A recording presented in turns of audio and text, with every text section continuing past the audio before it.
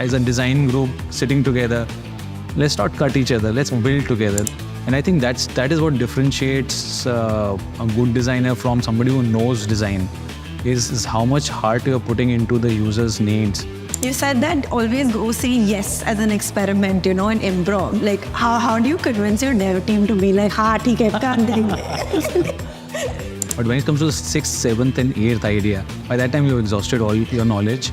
You are in a state of limbo, and that is where the crazy things happen. It's okay. If you have done something great, it has not worked out, you will do it again and again and again. The hardest days are the most enjoyable as well. Yeah. In reflection.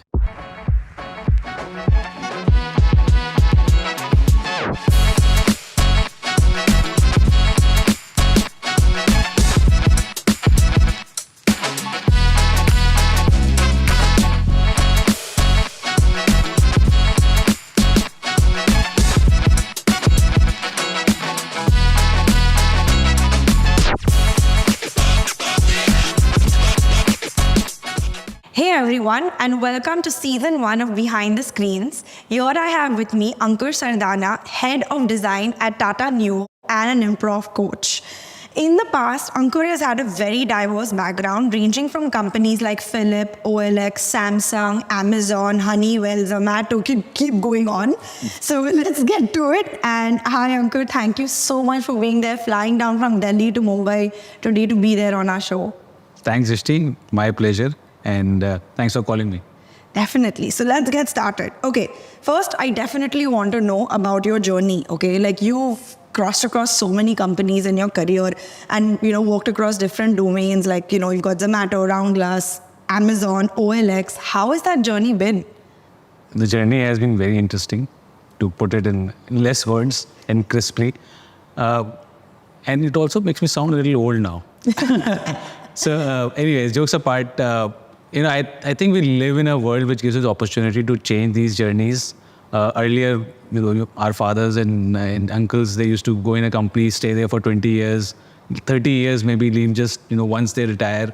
But we live in a scenario where we have these opportunities that we can change our tracks, look at completely another culture, look at a completely different HQ, city, etc., etc. So it's, I really like that fact that we can do that. And once I feel that I've done substantially enough in an organization, I feel like, now there's an opportunity to look ahead and see what else can I do, which new culture I can embrace, what new product I can look at, etc., etc. So I keep shifting gears like that, and it has really made it very enriching. And I'm very grateful that it's the era that we live in, where from a graphic designer to, say, design thinking kind of a scenario has changed in the last so many years, and I've seen that change happen right in front. So it's been a pleasure. Yeah, and you've not only done that across the country, like across India as a country, you've done it beyond the borders of the continent. So what was that like, that experience of, you've set up a team in Berlin, you've set up a team in India. Like, were there like any differences in their culture? I mean, obviously there might be certain differences, but as a leader, did it change your style? Did it take you some time to change your mindset? Like, what was that like? Absolutely, it did. It changes as well. For example, in Berlin and in Europe, whenever we have had designers sitting out of the offices, what I've realized is that a little more hands-off approach works a little better. Whereas we are used to a little more interaction, more in-the-face managerial techniques, etc. Whereas what I've learned from there is it's not as if it works differently. In fact, I've realized that works better anyways in India also. It's just that we are more involved as P2P relationships go. But what I've realized with them is if we give them space and the people are right and we give them space, it works much better. So I've learned to be a little more hands-off as a manager when I work with European team members. I've also learned that you need to trust once you've hired. So that fact of do your process right of hiring, and once you have done that, then also give that, don't be impatient as a manager, don't be ab kya hai, next kya hai. ठीक है, you've hired, you've put in a process of hiring. Now let's give that person, that new designer, that rope to prove or to get into the rhythm of performing. A controversial statement would be that I've also seen people, designers, especially in Europe and the West, being a little more professional than sometimes our own designers in India are. But that's not a generic statement. It's just something that I've observed, and the love for their craft is also a little more than what I've seen here. So, for example, if it is a research team based out of Eindhoven that I work with in Philips, I've never seen such passion for research before. I never thought that research could be done with such depth because they treat it as it's their life. To that extent, we can learn from that. We can definitely use some of that professionalism in our approaches as well in India. Do you think there's like a difference between their talent and our talent? Like a lot of times you hear that, designers from out of the country are like very creative, very, talented. And in India, it's just like coming up now. And, a few years back, a lot of clients would want, designers from abroad and people who are more technical from India. And design talent was really not looked at, in India. But now it's all changing. So, yes. What do you think? Have you seen a difference because you worked at two different teams? Is it the same, but culturally, because we're different, our habits are different? Like, what's your, That's a good question. The short answer is, talent-wise, there's no difference, actually. We are as talented, more talented as anybody else, because of sheer numbers, we'll be more talented at the end. The difference I feel is because of professionalism anyways being more in those organizations outside, the same organization outside versus inside also changes. So same organization outside in Europe or US will treat, well, the lines are blurring now, but because we treat our designers with more respect, they get more time, we don't question their process as much, so they get time to do more of their process. Whereas here, because jaldi karo, next क्या है, etc. So वो difference है.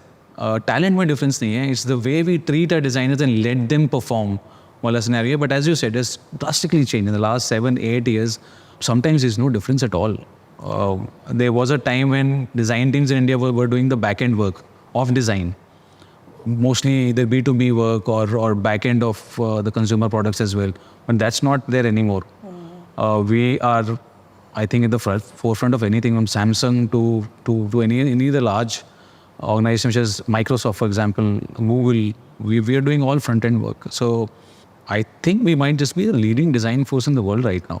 Yeah. If I may say that. I really hope so. I definitely want to see India looked at from a creative manner instead of always a technical perspective. Absolutely. Awesome. Okay, digging a little in Tata Neu, you're pretty much building the first super app across multiple physical and digital products.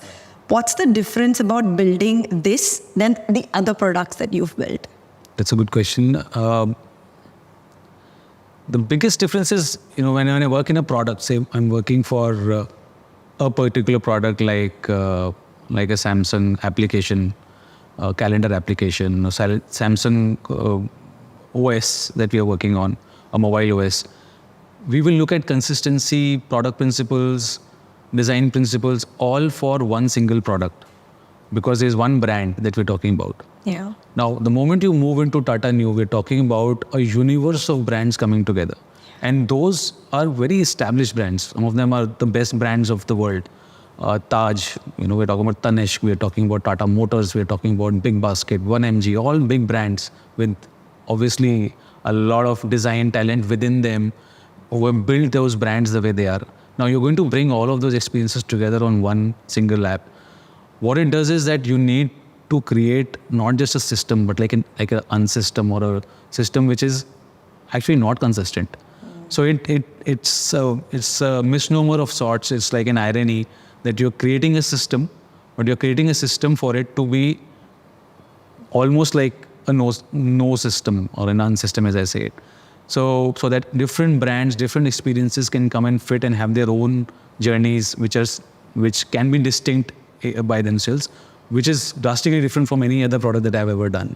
So to be able to be in this scenario, we're looking at all these. If you're going for, say, a travel journey, the experience that I need to give them is a very travel-oriented experience. But if you're going to buy grocery, for example, it's going to be a very point-in-time commerce transaction kind of a relationship.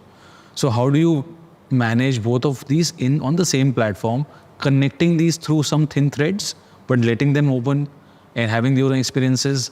That's a crazy challenge. So I think that this is what we're trying to do in Tata Neu. It's a crazy challenge.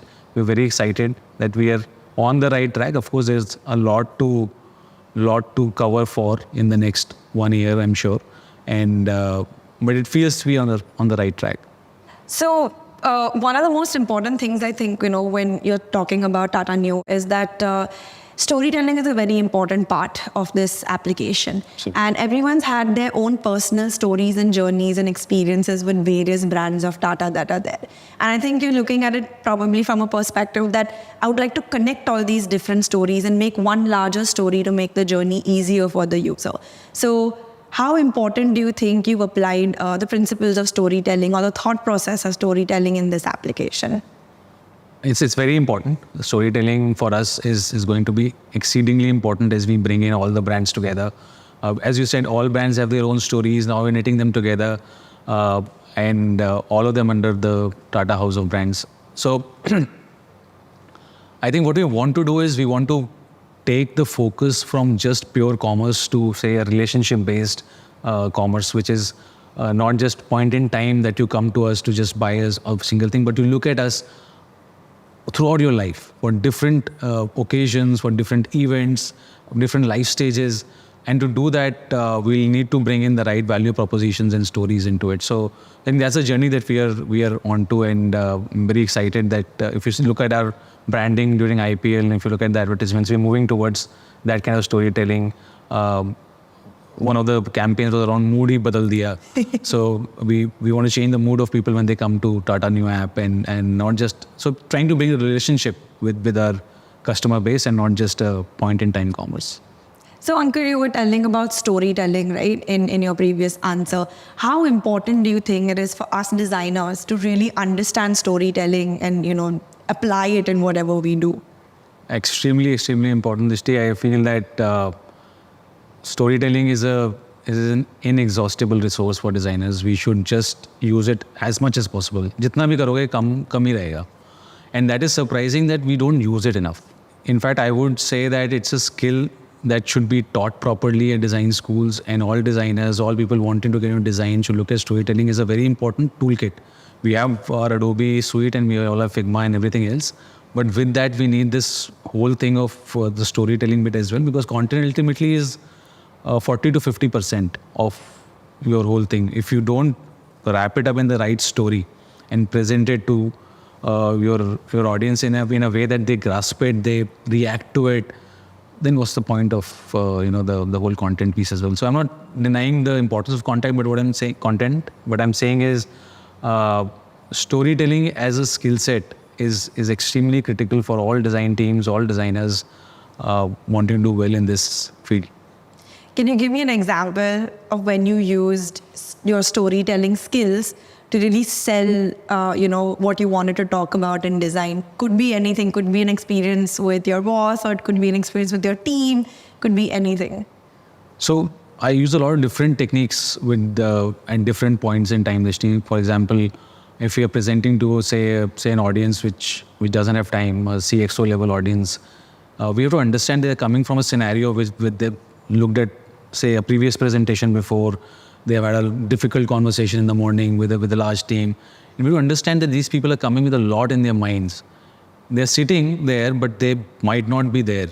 So how do you bring attention to that? I sometimes would use a movie, sometimes I would use a sound, sometimes I would involve them in an ice-breaking activity, which sounds ridiculous when you're talking about giving a design pitch and talking about ice-breaking activity at the start of it. But it works. It gets them into a mood of play. It gets them into a mood where they're relaxed and they're open to listening first. And then once you're open to listening and open to what we are presenting, then we need to see that we keep grabbing the attention till we go ahead. So, for example, using the hero's arc as an example, where Joseph Campbell's hero's journey, where you set up a context at the start, bringing in a problem after that, solving the problem in a way which is very surprising but exciting, and then closing it with hope and future in mind. So you have this whole arc that why can't we use that same arc when we are presenting a design case, for example? Why don't we start with the problem? We show what the conflict is. The conflict needs to be major. Otherwise, what's the problem? The conflict is small. It doesn't make any difference. So you need to bring in that conflict, that the conflict is important that you're solving, the problem that you're solving. And this is how I resolve it in a very creative, surprising way. Not shocking way, but a surprising way. And then I'm ending this with a lot of hope and positivity for them to take back. When you present your design case study or a concept or anything like that in that manner to your audience, they are bound to react to it. Through nature, through evolution, we are bound to react to stories. And your audience will also react to story in that particular way. So I use a story arc many times, and I use the whole concept of storytelling and use different media, not presentation all the time.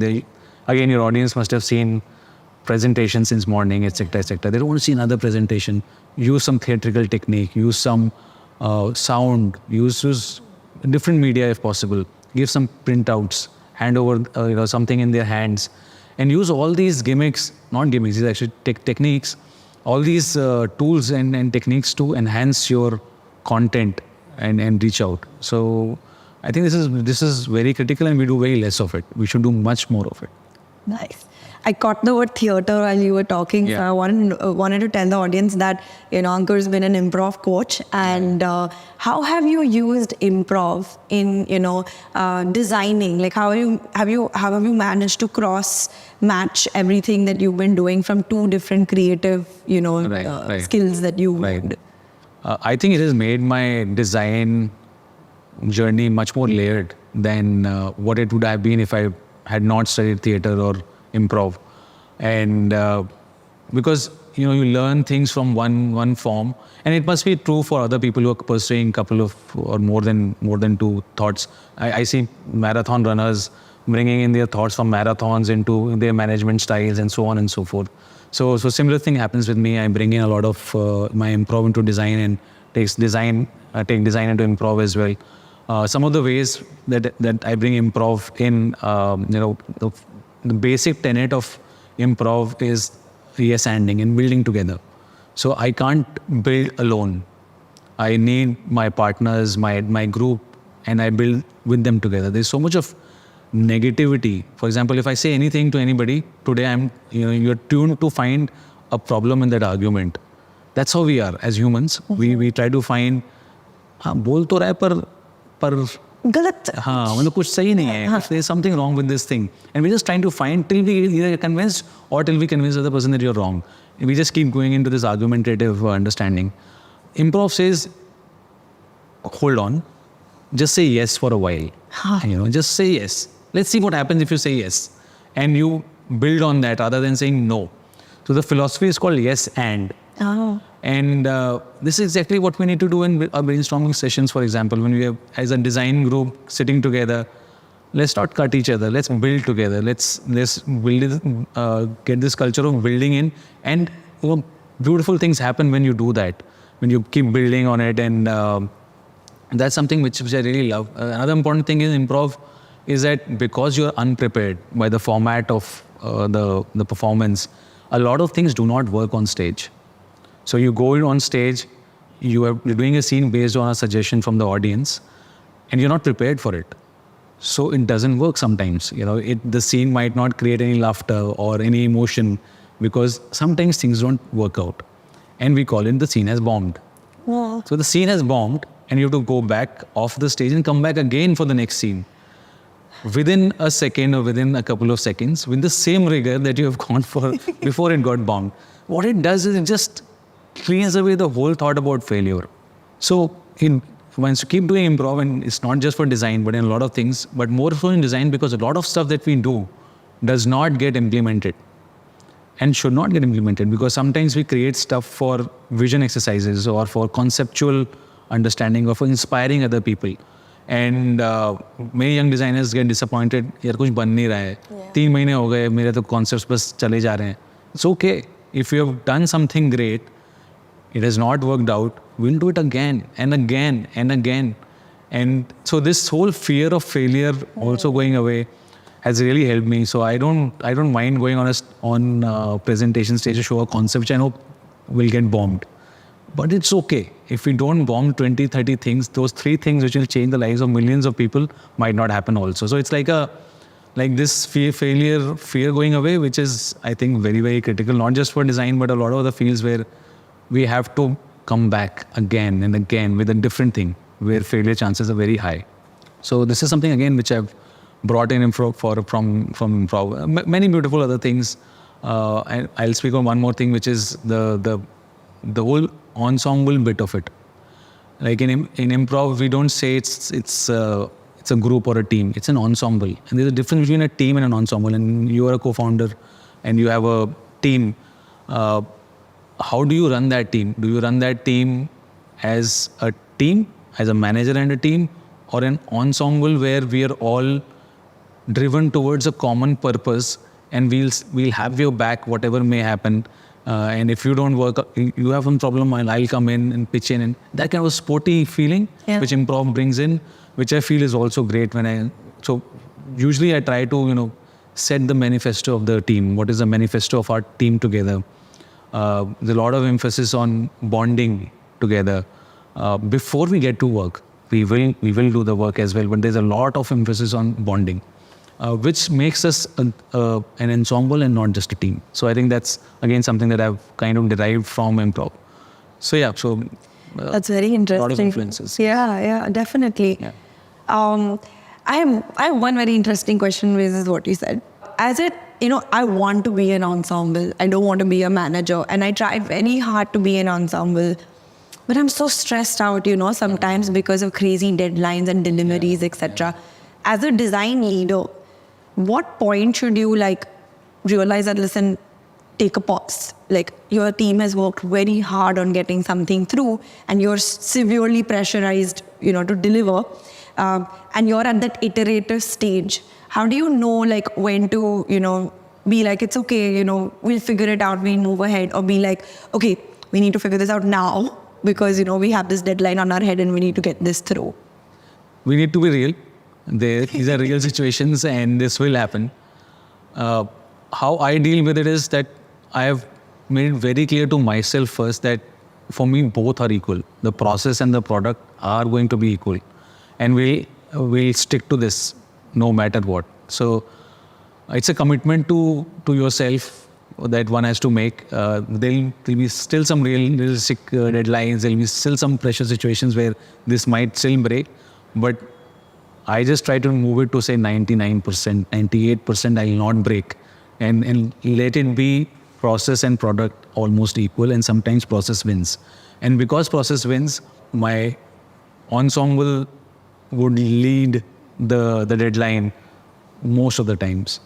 But I understand, I hear you as well. There will be a day where it'll be like, guys, today is the day where we might need to push the boundaries and we might go ahead. But then let's again do as an ensemble. Together, yeah. Let's do it together. And if you're a good leader, which I'm sure you are, and you lead the way. And when you lead the way, they'll see it, in front of them. And when everybody sees that attitude towards a crisis, then the ensemble moves there also. So. And that becomes a party as well. Right? The hardest days are the most enjoyable as well. Yeah. In reflection, and so I think even in those situations, ensemble would ultimately work. Yeah, I'm gonna definitely consciously gonna change my vote from team to ensemble. I was like, guys, we're an ensemble, we're not a team. We're gonna do this together. Yeah. So one more thing, you said that always go say yes as an experiment, in improv. Like, how do you convince your dev team to be like, हाँ ठीक है कर देंगे? Because they're always like, no. Actually, interesting thing with dev that I've seen is they'll say yes, but they'll have a but with that. Yeah. Whereas we have to say yes and. So they'll go yes, but I need 3 months for this. Yeah. So it doesn't work in a lot of scenarios. We'll have to choose the right situations. But if we involve them at the right stages, development teams, I think what we do is we leave a lot for, things are done. Now, development team, you do it. Figure it out. It's not the best way. They will. What if the product manager comes to you and says, I have thought the product, make the screens only. Yeah. Like as a designer, I feel disheartened.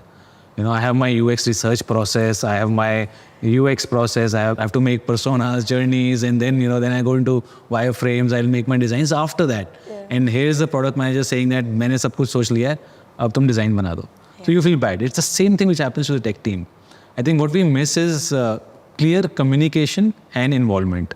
So if we inform, I'm digressing, but I think it's important, the PM team, the product management team, and the business team, and the dev team, this is our process. So I do this even if I know the company has an established design process. I'll still go and tell them, this is my process, this is my team's process, this is how we do stuff. In some projects, we'll just do this part. We'll not do the whole hog of starting from research and this, but in some projects we'll do the whole hog. We'll inform you which project will involve which states, so that they're aware of where we are. We are not hiding in a cocoon and suddenly coming back with a aha design thing. And because we need to move out of this, we create sexy at the end of the 3 months to a very process-oriented, thoughtful design ensemble. So it's like, are you that, or are you only we sexy cool guys coming later? So I mean, that's also fine, and in some situations that might work better, but for me this works better. I enjoy this process more, where it's more involvement. Product teams feel like they can engage with us, they can take us to the market situations and take us to the numbers as well. And the tech team also feels comfortable with us in their process. So yeah, talking about product managers, you worked with multiple product managers in the past. Yeah. What do you feel that they lack when it comes to them handling designers or communicating with designers? So, see, we have to understand that all product managers might not understand our process very clearly. And we also have to understand that we don't understand their processes also very clearly. Once we start from this point, things are going to get better. So they don't understand us very well. We don't understand their processes also very well. Let's start from this point onwards. And so what do we need to do next? We need to be very cognizant of the fact that they start first understanding our process. So we need to educate them. So this is our process. These are the steps that we follow. And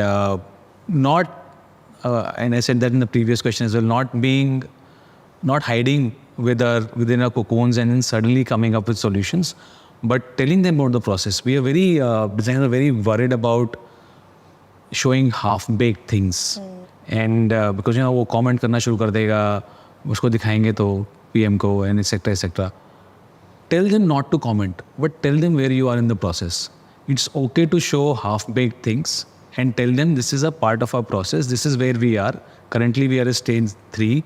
We'll reach to stage 5, where we'll take your comments in and we'll go for reviews, etc. So this is very important.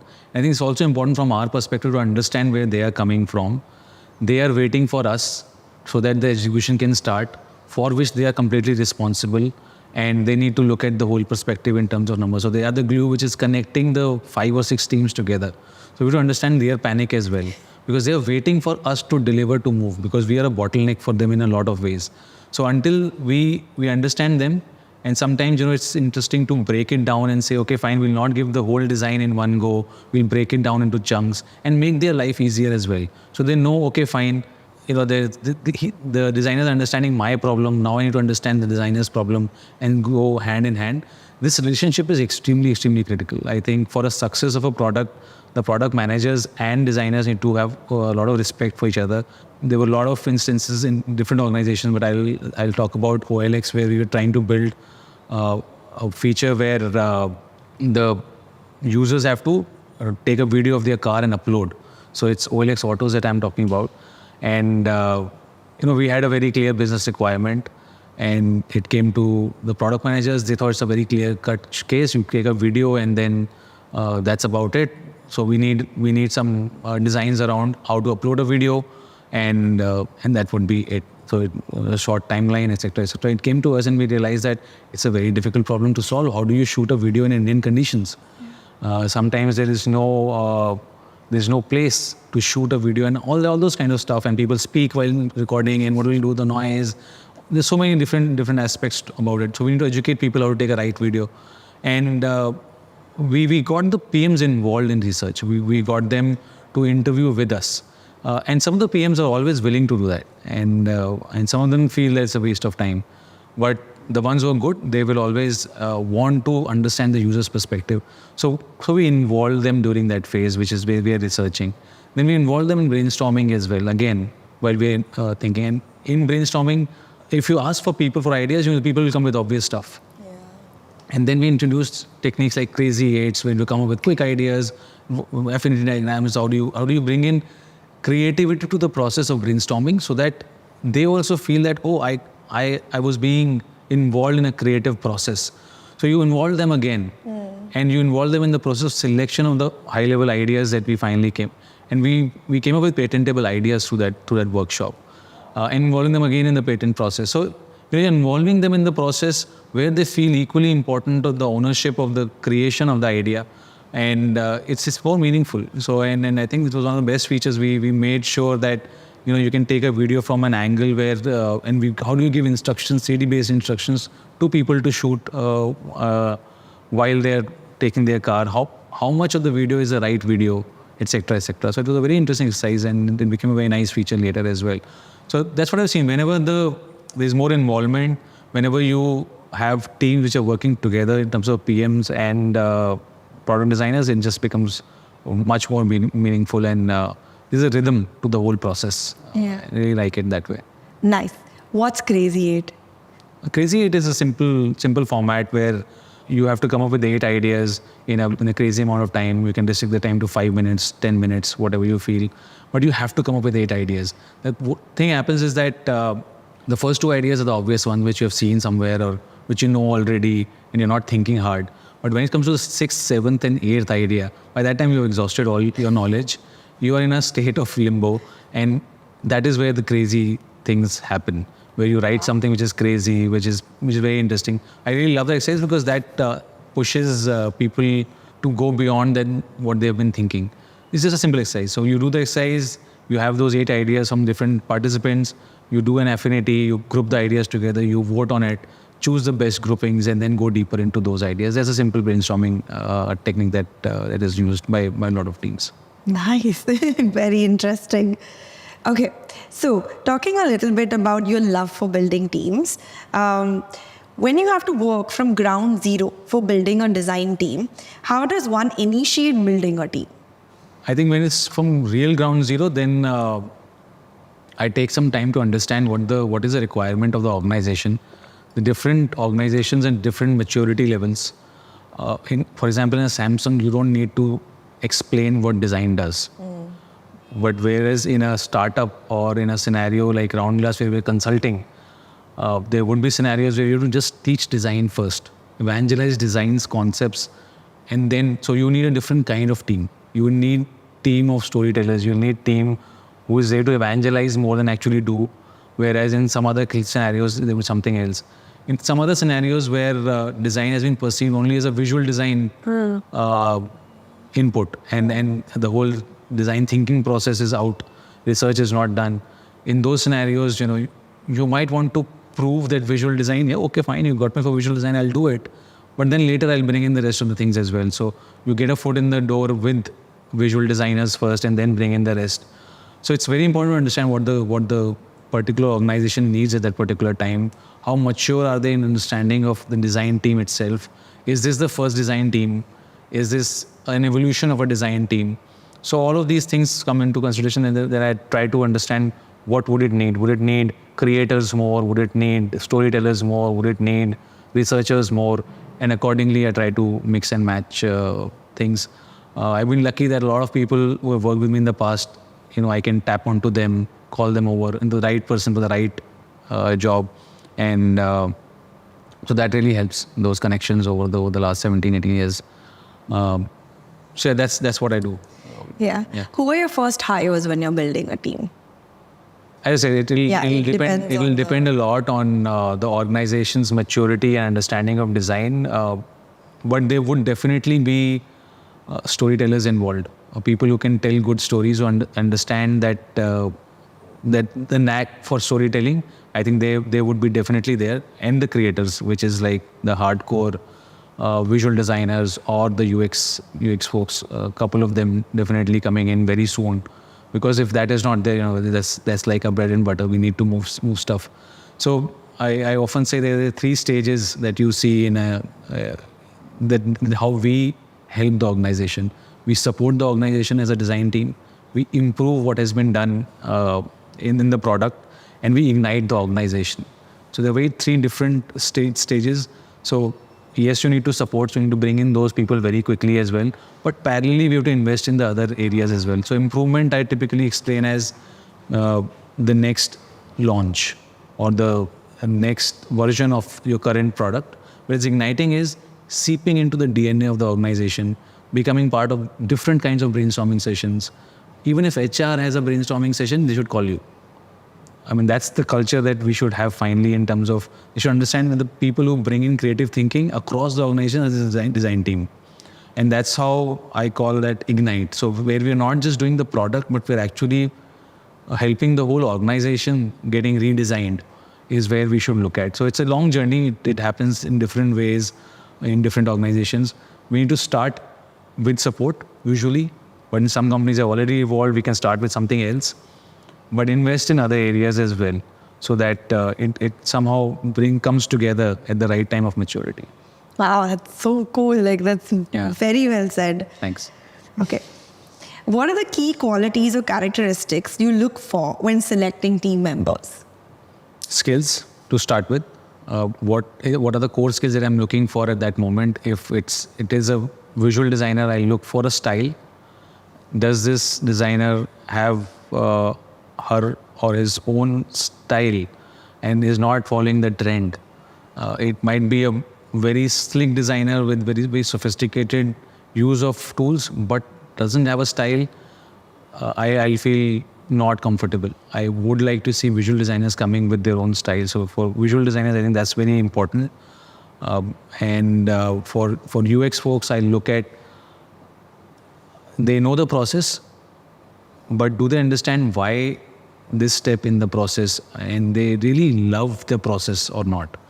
So it's like, one thing is knowing the process. So I see a lot of students, especially doing these small courses, and persona banaya हमने user journey बनाया, case study. So very typical case study, looking the same, and without the heart in it. And I think that is what differentiates a good designer from somebody who knows design, is how much heart you are putting into the user's needs. And why are you doing persona ultimately? You're doing it for user needs. So are they talking about the needs very passionately, or are they talking about it like, I have completed a process step? That's very important for me to understand. And that is where also, I think another important aspect comes into picture, which is how honest you are, how vulnerable you are with me in the interview. Are you open to be vulnerable or not? People who are vulnerable and open to be vulnerable in an interview, I feel will connect to users even more. So this factor of vulnerability I really love, and I see that they're bringing themselves on the table. And I think designers need to do that. If you're not emotionally charged, if you're not there yourself. Or it's okay to not know everything. It's not okay. It's actually okay. I'll teach you how to make good personas. That's fine. But if you don't know how to talk to a person the right way, or how to go deep and be empathetic, that I might not be able to teach you so much. That is a character trait. So I think this vulnerability and being emotional about things, I think is a very strong trait which comes across in an interview when people talk about their process. हमने 4 लोगों से बात करी, 4 लोगों से बात करनी नहीं, क्या बात करी, और वो एक बात जो आपको बहुत छू गई, जिसकी वजह से आपने क्या किया next. I think that story only makes it for me. If somebody does that, it really, I hope people don't start doing that now in the next interviews. But that is what makes sense for me. It's that softer part somewhere as well. Yeah. Very funnily, I just realized that, few years, 10 years back, 15 years back, everyone would have similar resumes that were there. And the person would have like a unique resume. We would be like, oh, iska resume ekdam alag hai. They stand out, get me into a call with this guy. Now, designer case studies are like resumes for the design industry. Everything just like looks just the same. And the guy who's done it extremely differently, you want to have a call with that person. Very well said. And it's because I think the the coaches or the teachers are teaching them in a very standard way, which is fine, which is okay. They need to know the steps. But I think things like storytelling, like if you're telling them the only media to present is a PDF that you will send or a website link that you will send, that also restricts people. So I recently got a resume on a video in an animated format. It really creates a different impact. First of all, that this person he wants to be different. Okay, fine. That's a good sign, not a bad sign. The story had a soul. It's not just, again, video is not the video of user persona and then what happens like, अरे भाई persona करते क्यों हो? मतलब persona actually is done to bring the teams together. So if I understand, the way I understand personas is, persona should be done actually with the product team, marketing team, business folks, design folks together. So that as an organization, we agree that this is the person that we are making stuff for. What happens is it has become like a design deliverable. And designers say that this is the persona. Why would a marketing guy agree to it? He will not. He'll say, मेरे साथ तो बनाया नहीं है. I have made different TGs. I have made ads for a very completely different TG. You are making a persona for a very different kind of an audience. It's not matching together. Yeah. So we need to marry what they are thinking as their TGs with the persona. So persona had a very different use case. Now if you see these resumes, they start with persona. 3 personas, demography details. Information Has architecture. 2 kids, loves their child, very nice. And 1 verbatim which looks so fake.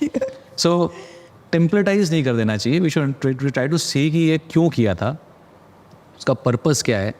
और then we come to user needs and journeys and we smileys and non-smileys. Journeys are looking the same. Why are we doing the journeys? Can you tell me 3 pain points? Don't tell me 20. 3 pain points which really touch your heart. Why you feel that we should do something about it?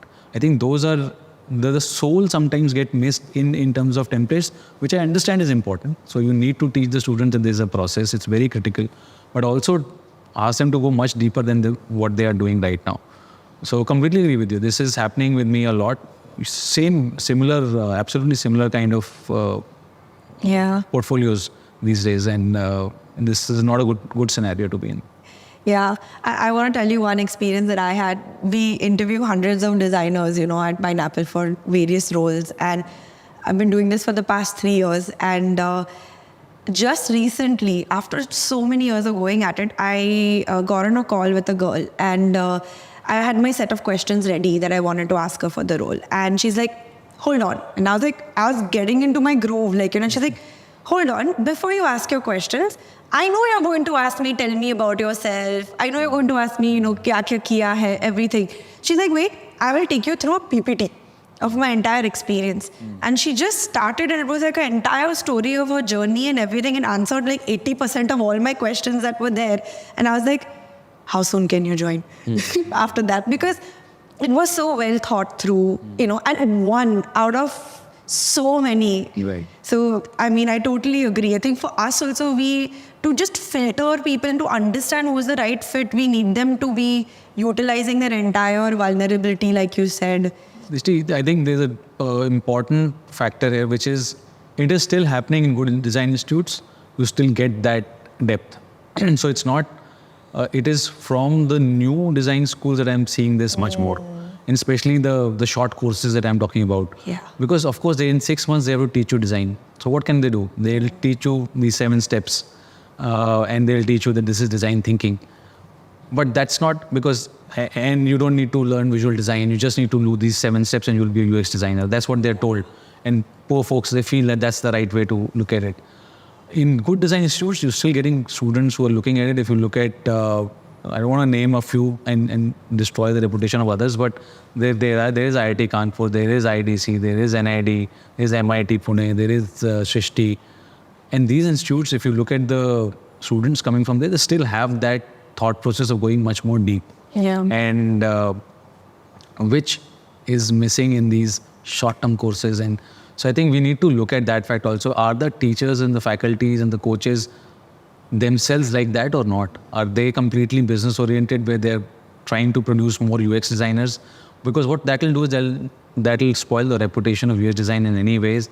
Ultimately, industry will understand that they'll get for cheap these resources. The salaries will get disparate as well, and then things might happen. So I think the design institutes should go deep, focus deep, and try to look at it from that perspective, and not just churn out UX designers the way they're trying to do right now. So that's a problem. That is a universal problem, right? That happens with any popular thing which happens, and UX design is very hot right now. So everybody wants to cash on to it. True. I love that you touched upon this. I mean, that's the whole reason why we're doing this podcast, is to bring this awareness to all the designers in India. All right, so going towards design team, okay, on LinkedIn, you mentioned that when a design team starts influencing the culture of an organization, it brings a new level of satisfaction. Yeah. Have you seen this happening in your career? And what is this level of satisfaction that you've seen going on? Absolutely. So I've seen that it takes a little bit of time, because as a design team, the first expectation is aesthetics, that this team will bring in aesthetics. Then the second level is maybe innovation. Then they're the creative guys, creative folks that bring creativity on the table. And so there are two paths for the design team then. Either we can remain this exclusive group of people who do crazy stuff, who party hard and, who look different, who have colored hair and everything else, which is fine, which is great. But we don't want just to be that. Otherwise, we would have been, a separate kind of a studio, or a different culture altogether, if we just wanted to stick to that kind of culture. But the fact that we are in an organization and a part of an organization, I think it's a fundamental duty to spread this thought and love across. So now, how do we spread this user centricity, this thought around this whole push towards innovation, not just to restrict it to this group, but say the other groups as well, so that when they look at innovation for anything, they call you. As I said earlier, HR teams call us, and they tell us that this is we are creating a new process for something, and we need your help to ideate. So we go there and create brainstorming sessions, and there's so much of creative brainstorming that can happen. So we bring in the elements of design into the brainstorming sessions, where they all start, because we have a playful way of doing it. Yeah. Designers have play in their brainstorming techniques and the way we conduct stuff. We want the place to be lively, and I'm sure your studio is lively as well. And that is what differentiates things from other teams. They're a little more straitjacketed, and when we bring play in it, they open their arms, and they're a little more easy. And the CEOs drop their whatever the formats that they've been in, the paranoia of being the right person, the right time, and those kind of things. So play brings in that. So I've seen that happen very often. If you are in an organization, in a design team which has proven itself, but the trick is you need to prove yourself. Yeah. You cannot say that we are a design team and we can change the organization. Yeah. It doesn't work like that. First, you do why you were hired for. In their minds, they hired you for UX, for UI. Let's do that. Let's get some numbers in. Let's prove our worth there, and then start percolating in other areas as well, where we are seen as people to reach out to when we need to bring in freshness, creativity in the organization, take a big leap in things, etc., etc. So all hands, creative events. Let's participate more as design teams and show what all we can do across in organizational behavior, organizational improvement. Absolutely. You always have your love for users that are there, and you've always, been on their side and looked at things from their perspective. So based on a little research that we did on you, it was clear that you have a passion for a lot of things. What caught our attention the most in your profile was your consistent expression of love and appreciation for users. I'm curious to know whether this love for people was something that naturally influenced your success as a designer, or was it something else? I would like to believe so, that it's an... if you look at my profile, I am a user experience designer. User is at the core of everything that we do. And I think that's the difference, that the process in design versus any other process of new product development across the world. We start with the user, and that is why we are so important for customer centricity in any kind of a scenario. The only parallel that I have is in advertising, maybe, where they again start with the target segment in mind, and then they build their story around it. but they have a lot of business goals in mind. And similarly, we have it. So it's in the core of what we do is the love for user. And if we're doing it for ourselves, we might as well be artists, which is fine, which is a great thing to do. But it's the pleasure that I see people enjoying what I do is what gives me, the reason for what I do in a way. So what I'm doing is making others happy or making others' life easier. Isn't that a great thing to do? Like that's the reason why you're here. You can create stuff, but when you create stuff which other people can use, and that makes a difference in their lives, it's a great pleasure. It's a huge satisfaction. And gratification. And I mean, for me, when I started as a young designer, I always wanted to protect the user because I felt like experience is so important. And I always try to cite them, and then I'm having this argument with the other design team going like, no, but the business goal is this, but I'm like, but the consumer's goal is this, So that brings me to my, next question is that one of the lines that you've written is that I believe if there's a conflict between a user goal and a business goal, design should be able to innovate to find a bridge. Right, absolutely. But that doesn't happen all the time. True. So the ideal scenario would be that these are the business goals. There's a Venn diagram, the user goals, and is come in the center is where the world happens, where mojo happens, and but it doesn't happen like that. I think an example would be that a business team comes in and says we want to understand if you should develop a particular feature or not, but we don't want to invest in it. Right, and then they would ask you to do a dark UX pattern, which is fake door testing. So they'll say that put that feature and let them click on it, and it'll not take anywhere.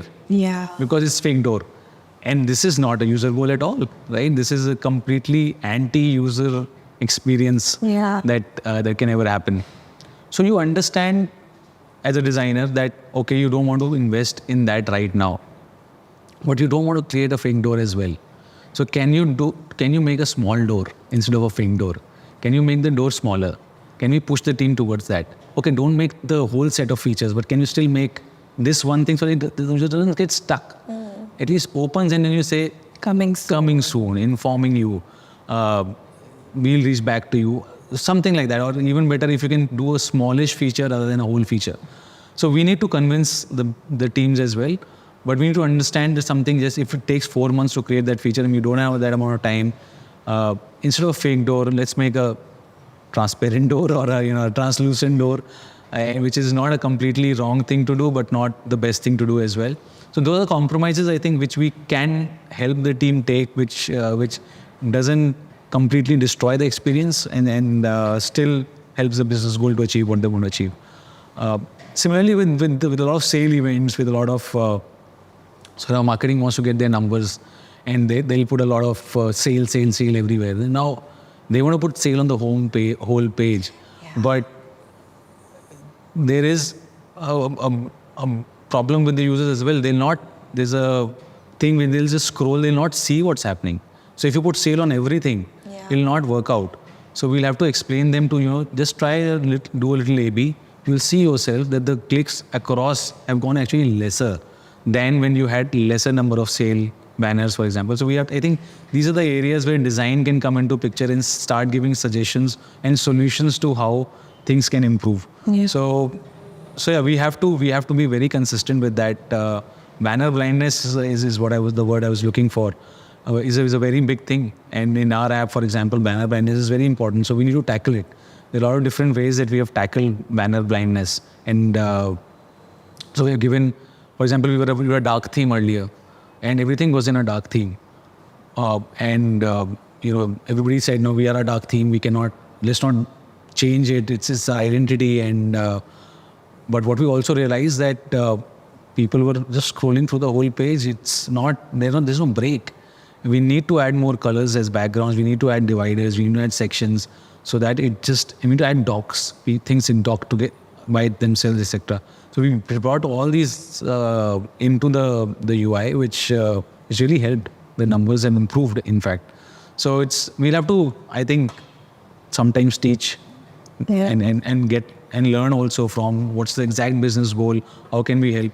Before we rubbish the number, let's understand what the goal is. Most likely you can help in some ways without destroying the experience of the user, because you don't understand the number, they will keep blah blah blah blah कि करो करो करो करो. But if you say no, I understand your problem. Yeah. Okay, समझ गया, तुमको ये number बढ़ाना है, इसको बढ़ाने के और तरीके भी हो सकते हैं. So let's not destroy the complete experience. Let's do something else to get what you want. Very fair, very true. Yeah. all better said than done. All better said than done. That's true. Sounds very idealistic, but the struggle is real. And struggle is real. Yes. Talking about numbers, companies and design teams are usually focused towards, DAOs and MAOs. However, design many times is about building trust, NPS or other metrics that can't be measured. How do you prove that design helps in such a case? Even MPS is an important rating, right? So I think everything that we do, the physical manifestation of it is in numbers. It does happen. So it might happen quickly, it might happen a little late, but it does happen. So I think designers should stop saying that numbers don't matter to us, or we don't affect numbers, but sometimes emotions will ultimately lead to numbers only. All relationships ultimately will lead to something materialistic also. So it's something like that. It is not as if you're just giving all the time to the users and users not giving you back.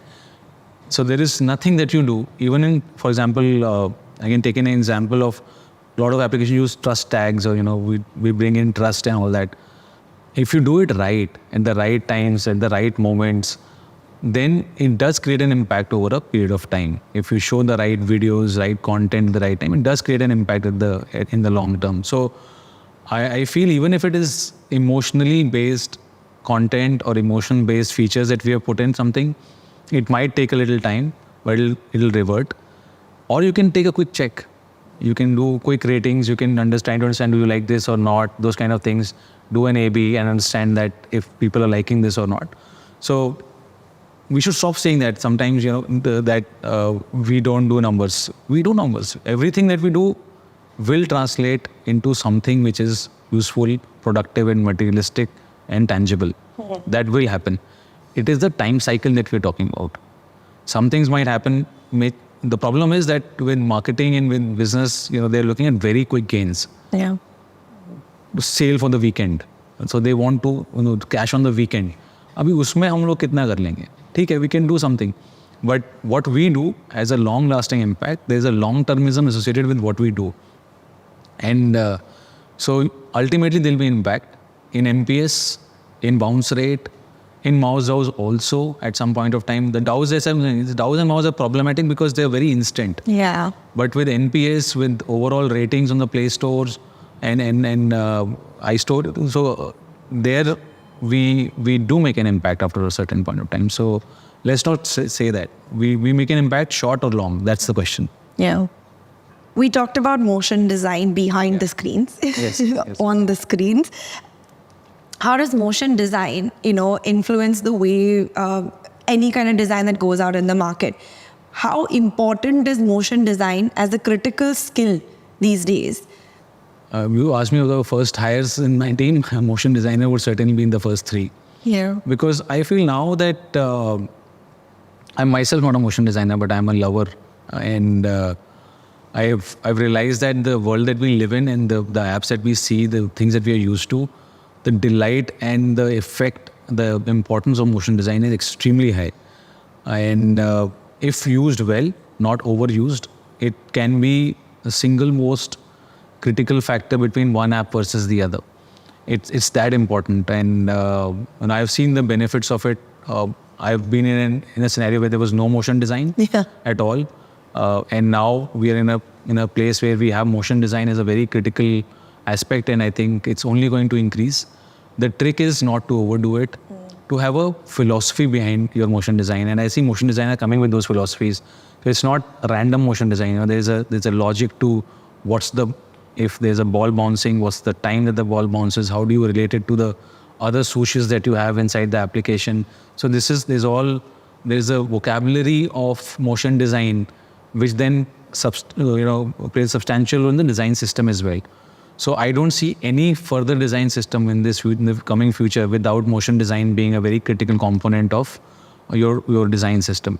So a design system will not be made now without a motion designer, I would say, in the future. Even now. Yeah. Yeah.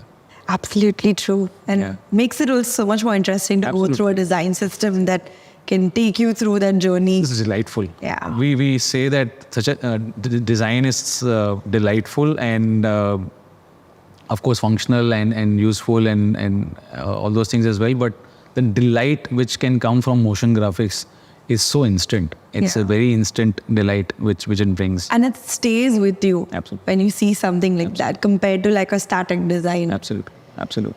Lovely. Okay, so I'm gonna now get you a little bit into improv because I definitely wanted to see that happen. So I'm gonna give you a scenario. Are you ready for it? I'm going to try to be ready. Mostly I'm just going to be still. No. Okay, imagine that you're a UX designer, an early stage UX designer, okay? And you're going to be interviewed by Ankur, which is you. So you're basically going to be interviewed by yourself, but you have to pretend that you're a UX designer. And the interview is done, okay? After the interview, Ankur tells you that you're not the right fit for this role. And you're a little upset and you're a little bit annoyed about it because, you think that Ankur didn't take the right decision. Yeah, I should have gotten it. So now you're at a coffee shop, okay, with your friend who's going to be me. And you want to rant over there. How would you behave? Okay, and I'm Ankur. You're the UX designer who was interviewed by Ankur but has been rejected by Ankur as a profile. And now I'm your friend and you're coming and ranting. Wonderful. यार मुझे नहीं पता इन लोगों को क्या चाहिए होता है आजकल. सारी चीज़ें दिखाई उसको मैंने उसको इतने पूरा प्रिंट आउट लेके गया था मैं यूज़र जर्नी का और उसने चीज़ें देखा भी नहीं. उसको पसंद नहीं आया. मुझे लगता है वो कुछ और ही सोच रहा था. उसकी ना आंखें भी ऊपर जा रही थी. He was not looking at this when I was showing him. Oh. I think he's pretty arrogant. So do you think that the place is the right fit for you then? उसने last में कुछ चीज़ें बोली जिसको मुझे लगा कि sir काम करने का मन तो कर रहा है. तो तू और क्या कर सकता है फिर वापस पूछ इंटरव्यू के लिए. उसने बोला डीप में सोच के लाओ फिर से. अभी डीप में क्या मतलब कितना डीप जाऊँगा मैं. फिर से यूज़र से बात करूँ, कोई एक केस स्टडी बनाऊँ, कैसे करूँ बता. मे बी कोई अलग एंगल से देख लो. Maybe he was looking for something that bit felt missing in what you presented to him. Did you get any kind of tone or like any hint that philosophical हो रहा था वो बहुत है. He was like, yeah, I like what you have done, but I didn't see the glint in his eye. But when he spoke at the end, then he was very emphatic about what he feels and all that stuff. So when he spoke at the end, I felt nice. Throughout the interview, I was feeling that he's not there. Yeah. What do you like about Ankur so much that you want to work with him? पता नहीं वही ना जो मुझे लग रहा है कि मेरे काम में मिसिंग था. अच्छा. वो उसको पता है. उसको पता है. हाँ. So maybe hopefully थोड़ा दिन काम करके देख सकता हूँ उसके साथ. उसने कुछ एडवाइस दिया? हाँ एडवाइस दिया उसने कहा डीप सोचो. स्टोरी टेल कर. So ठीक है, maybe I'll mail him again and see if he wants to chat. Keep trying, fill his inbox, like annoy the hell out of him. मेरे को नहीं लगता वो चलेगा उसके साथ. I think I should send him like a story or something. अच्छा. है ना? Yeah, works. ठीक है. Done. मैं एक story भेजता हूँ उसको. And scene.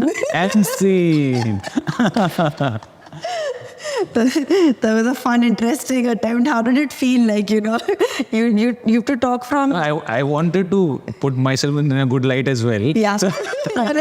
बुरा तो नहीं. हाँ इतना बुरा अच्छा आदमी है but मस्त आदमी है. ठीक है, ठीक से नहीं देखा but he's a good person. So you might see it again. He might just. This is for all the designers out there applying to Tata Neu. And this has happened, by the way. Yeah. This happened. After the interview, there was a guy who...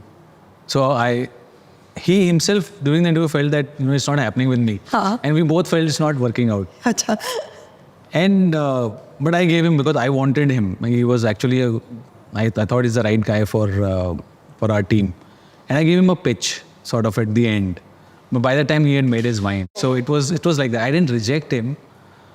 He himself felt that it's not the right place for me at this moment, but I still gave him a pitch. And a long time later, he again reached out to me, and then we met for a cup of tea, and then it worked out. So it was not as I rejected; it was the other way around. But it happens. Connect happens, If it works out, it works out. And a lot of times I also find that what we need is not there in the resume or in the portfolio or in the person. But in that case, you have to be very clean with your communication. You should have to tell that very clearly. Show that I'm sorry. It's not about, you are actually a great person, and I don't want to get hurt, and I don't want you to get hurt about this rejection that is happening. It's just the situation that we are in. Yeah. So I might reach out to that person later in a different organization. And so that also happens. I reach out back on LinkedIn or someplace else and yeah. Yeah, that's lovely. All right. So Ankur, UX research is quite nascent in the industry. Since the past 1.5 years, it's been growing, and it's, taking an interesting take for UX designers to now vocally start asking companies and clients to consider research before beginning any project. What's your take on UX research in general in India, and do you think it's evolving? So research, I feel, is a very important part of the design process itself. In fact, in the design institutes, we are taught that they start from research, consumer being in the center, user being the center of our world. So as a process, it's always been there. As a technique and a tool, it has obviously evolved and it's evolving. We ourselves use a lot of different techniques in user research. We're doing a lot more remote testing than we were, which is a great change, because what it does is it increases the speed to start research drastically. Before COVID, we weren't really open. At least I wasn't very open to remote testing or remote research, because remote testing is still okay because websites are open remotely, etc., etc. But an in-person research, qualitative research was always much more preferred. What COVID taught us is that, things can happen remotely as well. Tools have evolved as well to aid in good testing. Yeah. So there are screen-based tools. There are so many other companies are using these interesting tools, which are telling us, what is the emotion while using this. And parallelly, you're talking to them, doing a CTA, cognitive task analysis, while they're using it. So because of the tools being involved, remote testing coming in, the speed to ground and to get a research running has gone drastically down, so you can do it very quickly. Yeah. So I think that has really helped. Because earlier this whole thing of abhi 1 mahina lagega, फिर research होगा, फिर उसका analysis होगा, recruitment होगा पहले. All those things are kind of jumped. Research we can start next week, and that is so great to see. Saying that, good research will need good researchers. Good researchers will need a good understanding of humans. So are all designers equipped to that? Maybe not. So there are some designers who are better at it. There's some. So I always feel that the team should have some influence of non-designers in research as well. So if the research team is inside the design team, then in that case also not only the designers should be doing research, but we should have, say, influence from psychology, behavioral sciences, at least 1 or 2 people who bring in that aspect where they're completely embedded in this thought process of user research, and they look at it from an ethnographic point of view as well. Because a lot of time as designers we are biased and we're looking quick problems and quick solutions. So I found the problem, now I'll find a solution. Whereas maybe one needs to understand why this problem is there in the first place. What are the other points around that problem that we need to also look at when we design. So that aspect is very critical. So we try, at least in our research teams, bringing that aspect from outside, getting one non-designer to be present to kind of bring in that diversity. Nice. All right, so we're going to get to one word or one line answers that are going to be there. You think very fast, you don't have a lot of time to think, and be on your feet. All right, let's go. What's the one thing that you still feel you haven't learned yet after even being a leader? Fire people. Yeah. Politically correct answer. Yes. In your view, what's the one point of differentiation between a good designer and a great designer? Emotion. What is your biggest failure in your design journey, and what did you learn from it? The biggest failure, it's not a failure because I feel I learned a lot. but has been when we have gone ahead with a lot of conceptual work without getting the business in at the right time. So getting the business inputs at the right time and is very critical. I think that is something that I change now. I try to get business involved in conceptual thinking much faster. Nice. What's the one thing your team does not like about you? Nothing. I don't know. What's the other thing? That's good. Sweet of That's me. great. You're like, yeah, amazing. What's one thing you don't like about your team? It could be anything quirky, fun, like, they hate my Slack messages or like, arey, kabhi bhi, message kar deta. Anything it could be. Yeah, sometimes I'm like killjoy for their parties because I feel that there's too much party, and I'm sometimes like, yeah, user. so sometimes I think that is where the disconnect happens. What's one myth about the design industry that you'd like to debunk here today? I think don't treat us as the creative folks who sit separately in a room and do crazy stuff. Involve the design teams, empower them to be a part of different phases of the organization, and beautiful things will happen. Nice. Last quick one-liner question. If you could collaborate with any designer, living or deceased, on a dream project, who would it be and why? That's Charles Eames, I think. He's the guy who's behind a lot of great stuff which happened in terms of industrial design and its starting points. He was also a designer who had a lot of different media in his toolkit, and a very deep thinker around what design is. So yes, around Charles Eames. Nice. All right. That comes to the final question of this podcast, the pineapple signature question. What does product design mean to you?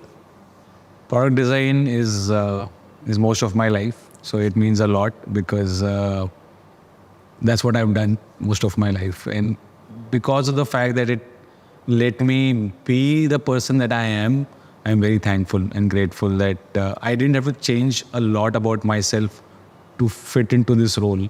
In fact, when I started doing this is when I realized that, I don't need to fit in this. This is what I love to do. So yeah, it means everything. So yeah, that ends all our questions for this episode. Thank you so much, Ankur, for coming here today at Pineapple's office. And it's been a great pleasure doing this episode with you. Thanks, Dhisti. Thanks for having me. It was wonderful and nice questions. Thank you. Thank you.